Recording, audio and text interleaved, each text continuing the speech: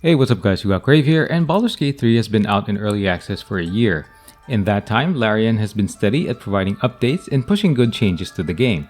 Now, to be clear though, I'm still not a fan of Baldur's early access being full priced, and I'm generally wary of the whole early access format in itself. I know it gets feedback from players, but I've been around enough or long enough to know when games were released in their complete state. Anyway, with that said, I'll go through my thoughts on Baldur's for each aspect of the game, which are graphics, story, and gameplay. BG3 in its current state is a very good looking game with some issues. Larian has done well in making the game look good, and this is especially true for patch number 6. I was really surprised with the graphical change with the latest update. The colors and contrasting effects in your surroundings and objects made environments feel so rich. The earlier patches weren't bad, but they had a dated or bland look to them. In fact, it kind of reminded me of Divinity 2.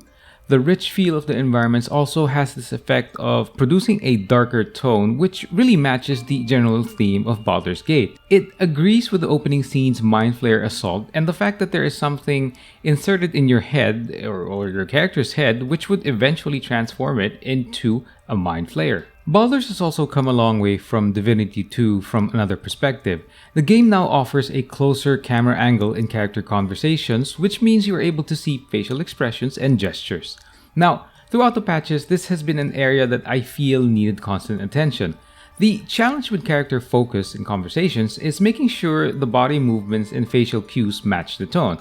So, for example, if the character is feeling anxious, the body should look uneasy. Now, the face has to have that consistency with the emotional anxiety. So you can't have it like Mass Effect Andromeda where most of the characters looked expressionless.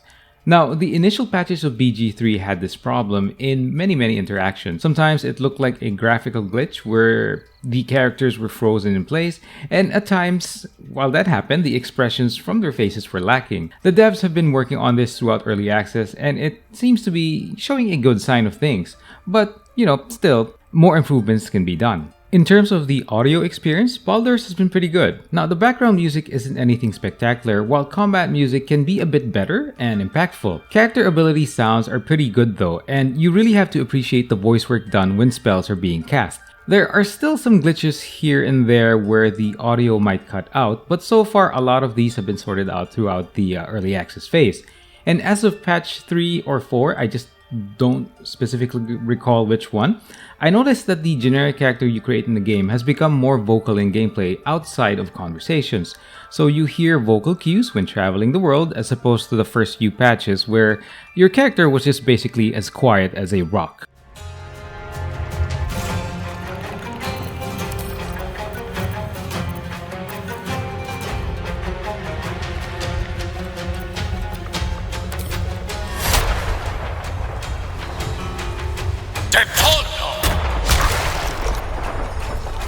Another fight. Let's go. Time for some bloody honor.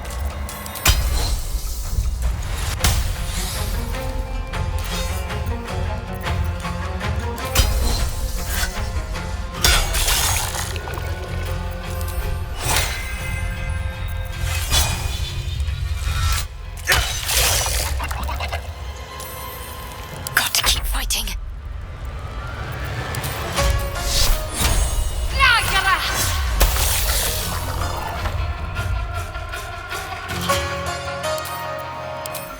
Zoro was right.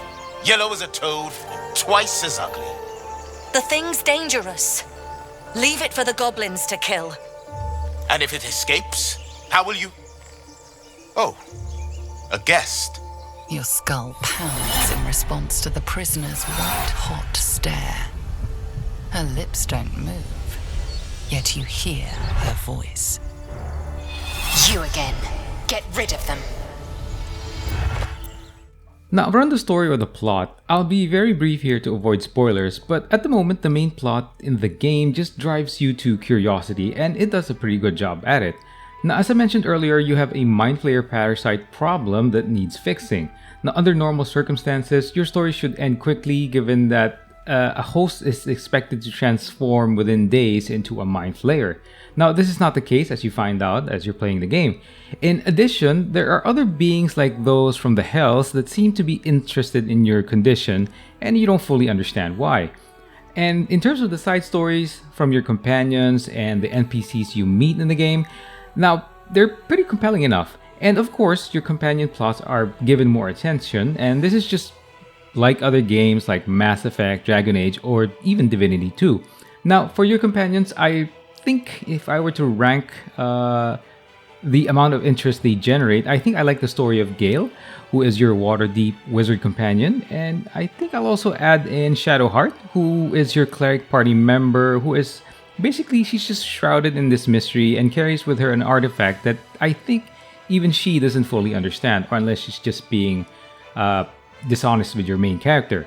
Now, I like the stories and the plot lines I've seen so far, but generally I don't push too hard in early access games as I don't want to spoil myself.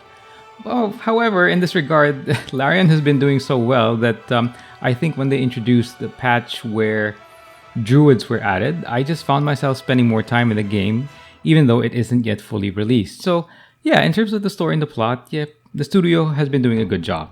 In terms of gameplay, if you like top-down party-based RPGs, this whole thing will feel familiar. And this is especially true if you played the original Sin games.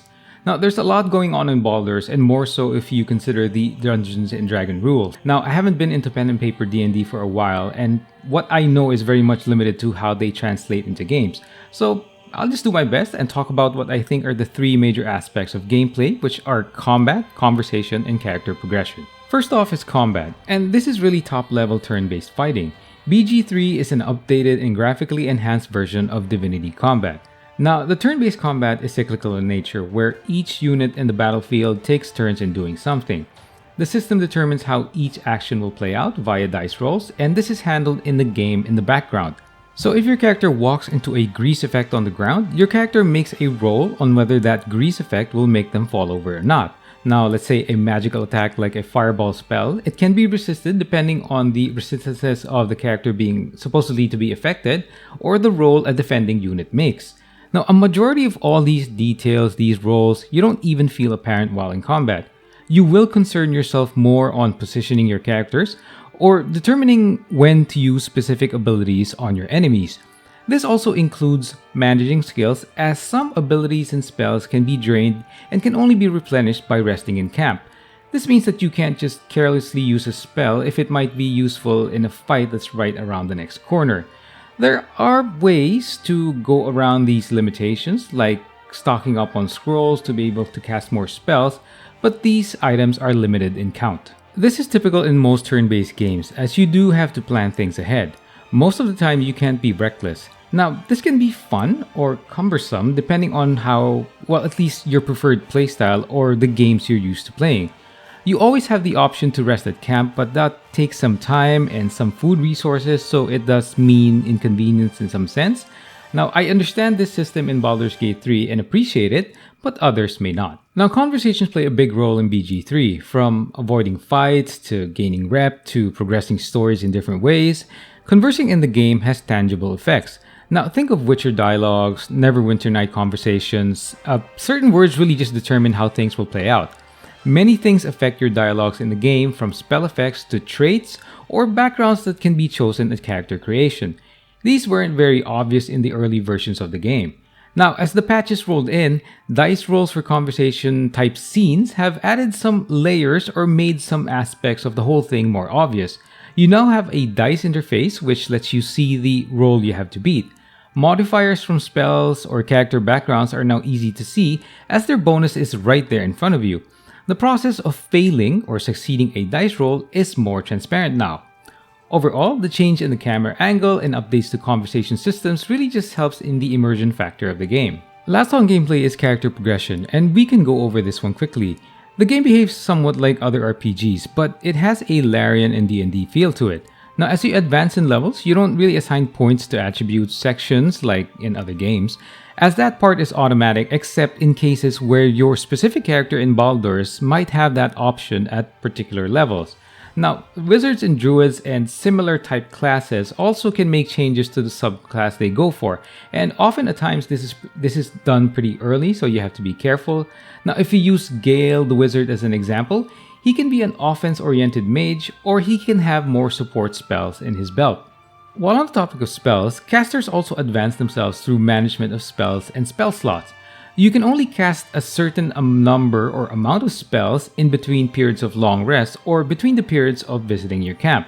As you gain levels, you may encounter items, gear, or perks that extend your spell slot numbers.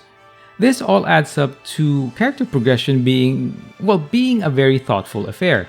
Now, what does this mean? It means that there is a possibility of making wrong choices, and they can happen early on.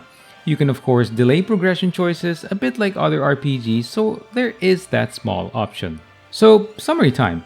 Patch 4 and 6 added some significant aspects to the game, and if it's used as an indicator of things, then I think the final release is still some ways off. Now, the studio did confirm that the earliest release date would be next year. Now, I suppose the question right now is whether you should get it while it's on early access. Generally, the answer is no, and not because BG3 is in a bad state. Actually, it's pretty good right now, but the only reason I'm saying no is because it's still in early access. Now, if you don't mind an unfinished plot, encountering some small amount of glitches, then it's worth your time. I'd say patch 4 was the point when it really made sense to consider an early access game. Just so you know that if you purchase it right now, again, I just want to say that you'll be greeted with a fairly polished game, good-looking graphics, a curious plot, and a development team that provides regular updates and meaningful content. So thanks for watching this, guys. Talk to you soon.